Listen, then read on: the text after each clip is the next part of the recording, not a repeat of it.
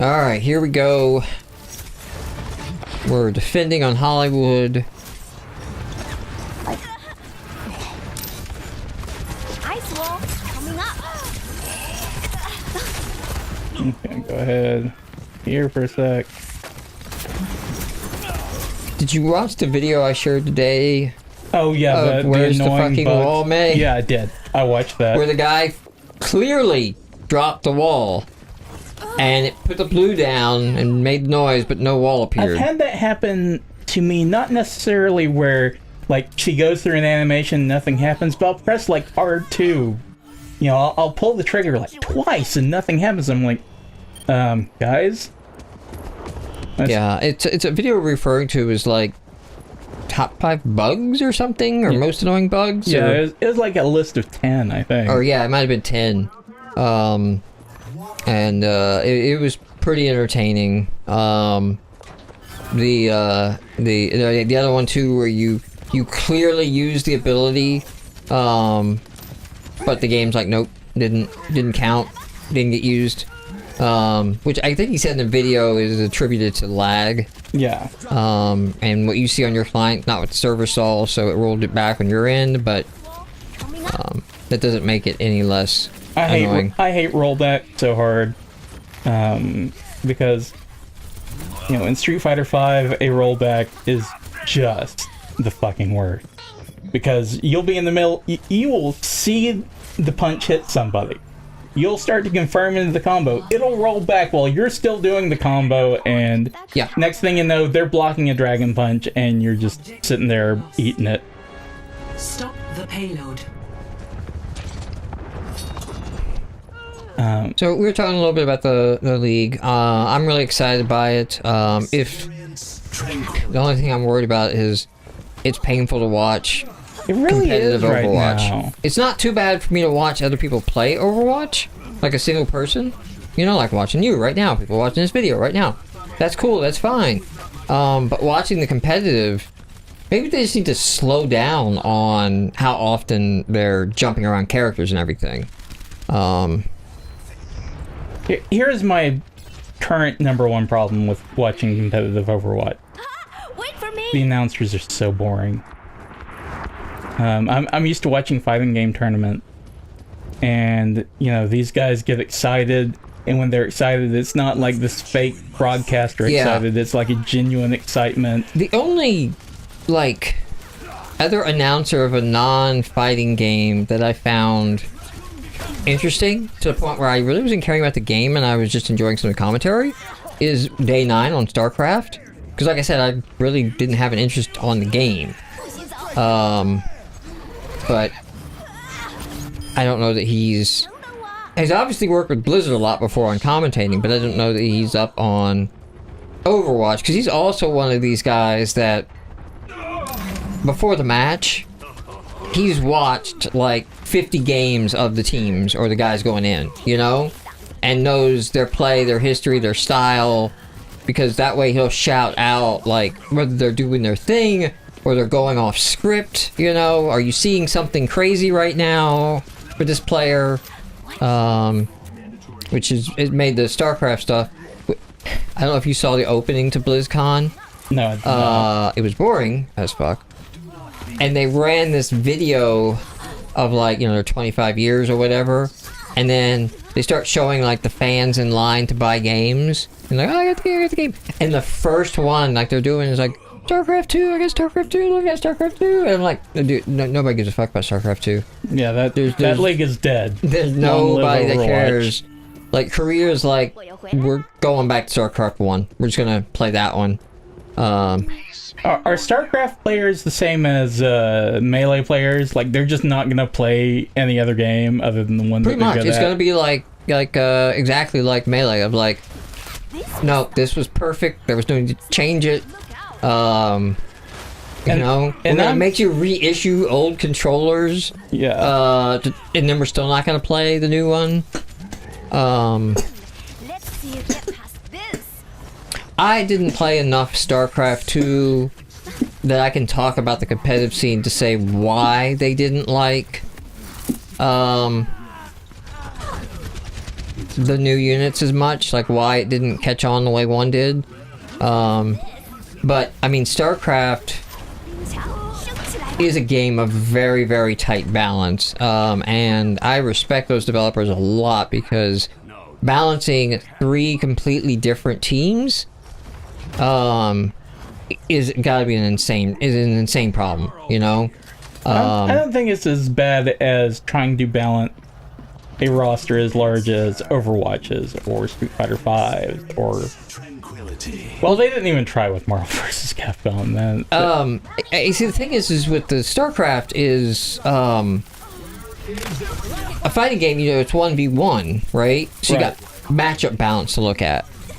But you've got like that 1v1 like 30 times on an RTS. And then you kind of get it down, and then somebody figures out some crazy ass combo crap between the units.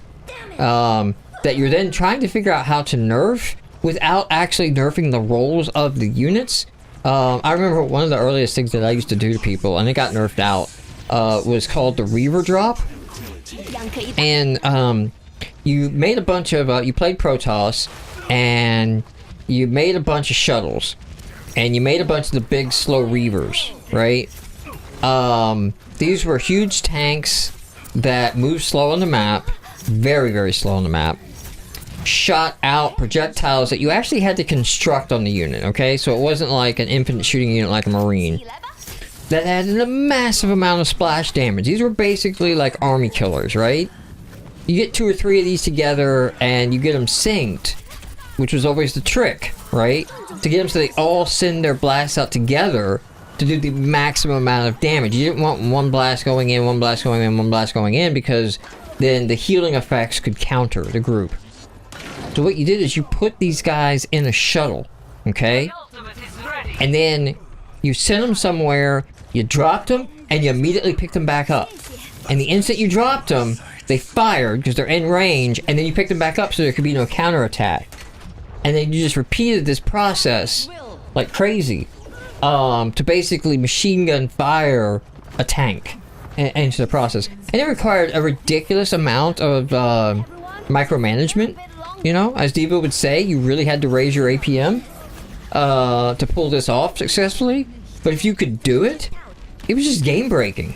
So I think they eventually nerfed it by making only the Reavers keep their cooldown timers even when in a shuttle.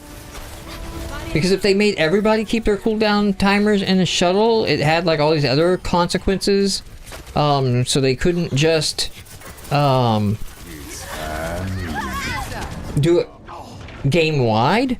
Right. And that's the kind of shit as a developer I hate. Because you like building as a developer, you like having these clean sets of rules, right? That are very easy to check and verify the implementation is correct. And the instant you start having all these special cases is when all that shit breaks down. And that's where your little weird edge cases break in, because some set of conditions is going to occur on the battlefield that you didn't specifically check for. And because your checks can no longer be generic, they're all tied to units and tied to this event, you know, this followed that, followed this, it will slip through the cracks, and, you know, then you've got like crazy stuff breaking into the game again. So I don't envy someone who balances a fighting game either. Like, that seems crazy, you know? Like, even for all of its simplicity, like, I would even want to balance dive kick. Yeah, it was funny because dive kick started out as like 2 characters and a joke, and then they started making it more complex, and I think they actually sort of hit kind of a balance with their characters. Yeah. You know what? I should go back and check that out, because I think they added a bunch of characters. And they did. They added Johnny Gat. Johnny Gat's in the game? Yeah, Johnny Gat's in the game. The fencer from Nidhogg is in the game. Although they... Oh, okay. So they started doing the very popular indie thing of, like, throwing all these other characters of other games. Yeah, I'm surprised Shovel Knight wasn't in there. Yeah. I mean, he was just double booked at the time. I'm sure he tried to make it. The thing that I was really disappointed is, they did Edition, AE, ADDITION, EDITION. Oh. They did Edition, and when they did that, they nerfed the crap out of the paths. I think I remember reading that. I do. I think I remember reading that. They made one of his special abilities into his regular dive kick, and I never used the ability because it frankly sucks. And, well, there is no lag between that. No. So, okay, so here the whole thing is shoot your alt fire. Yeah. Okay. And okay, see where it made a stick on the wall? You're too close. Yeah. But like, that's what you want. You want that. That's what you want to see. That's the distance you need to be at. That's like fire your shotgun from that point. So the trick is alt fire, chain, shotgun, melee. And you can pretty much pull them off all together. And any hero that doesn't have 300 health is dead. Unless weird bullshit happens. And guess what? With Roadhog's chain, weird bullshit happens all the time. Yes. You'll pull players to the left of you. You'll pull them through walls. You'll pull them through walls. Sometimes it works in your favor, and sometimes it doesn't. That's what people don't see as much, is the times it doesn't work in your favor, the times it bounces off of Diva's mech, as if Diva's mech is the environment or something. I've had that happen to me. I've thrown it through people. Like, it just goes through them. That's always an interesting matchup. Sometimes throwing the hook can be bad for you, and sometimes it can be the good. It can be good for you. Just in, like, if you time it right, the hook can delay the second Roadhog from firing, so you can get off your next shot. And fire him. Oh yes, Sombra's ult will destroy turrets like that. Fantastic. Oh my god. Yeah, she's just gonna destroy hotboxes. She is not hotbox friendly. Thank God. I'm so fucking over that shit. RIP 6 Sombra teams.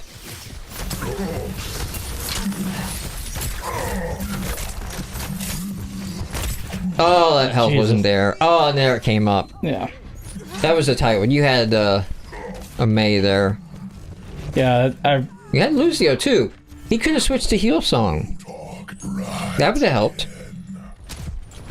Well, you know. All's good. You got your ultimate. You're on a checkpoint map.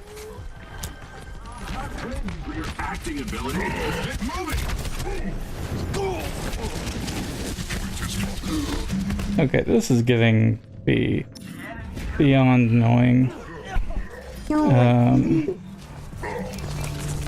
I may as well. Fucking God, I may as well use it. I thought you were gonna go to Reaper there for a second. I was like, whoa. Everyone, you're witnessing John on tilt. That would be the announcer commentator right now. Like, it looks like Johnny 5 has gone on tilt. He is playing Reaper. Has he ever done this in a pro game? We don't think he's done this ever. There is rumored footage that he has played Reaper in the past. 6 minutes according to the profile. But it's purely apocryphal. Could just be a bug. Yeah, the downside to his ult is you're not killing anyone in the open field, but yeah, you can make some space. Okay, whatever. Fuck this character and fuck this game. I think as I've read, the hooking through walls can be done because it's hooking based on what you were targeting when you threw it. So you target the person, you throw it, then you step aside, and then that's when it'll look like you caught them around the corner. And that's kind of why Blizzard says working as intended. Wow. Well, I think my that's just a weird wall to have put them on to begin with. Well, I'm guessing that my hunch that the teleporter is somewhere around there is correct. Is correct, yeah. That's the only reason I can think of a sane Symmetra would be putting the them not on the opposite door, you know?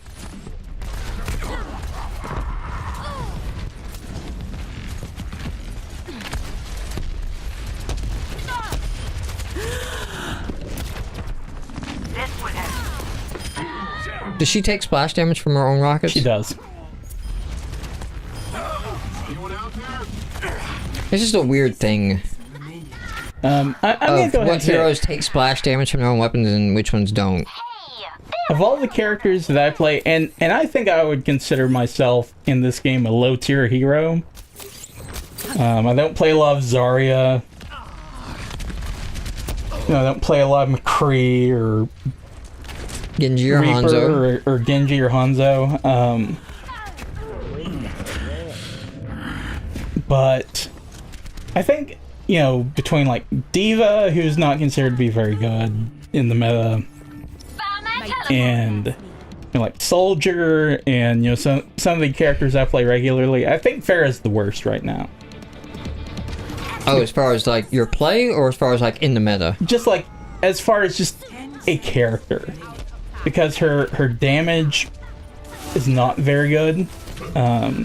If I see her on competitive, there's always a group, and in that group there's a Mercy. Yeah. Yeah, like there's a Mercy flying behind. I will not fail again. The reason I say it is her splash damage with her rockets is really inconsistent, and they're buffing that in this upcoming patch. But the other thing that I really just can't stand about it is her ability where she, you know, shoots the little thing that's supposed to push them away. Right. It doesn't push them away, it pushes you away. Like, I can't tell you how many times I've fired it at somebody, and because of the way that it works, you know, it affects everybody in the blast radius. I'm the one getting pushed away, not them. Like, I'll hit them with it, and it's just like, I'm getting thrown back. And what I want to do is throw them as far back as possible. Great Symmetra play of the game. Yeah. Almost as good as a Torbjorn. Oh. Alright, well, that wraps up this game. We'll see you next episode.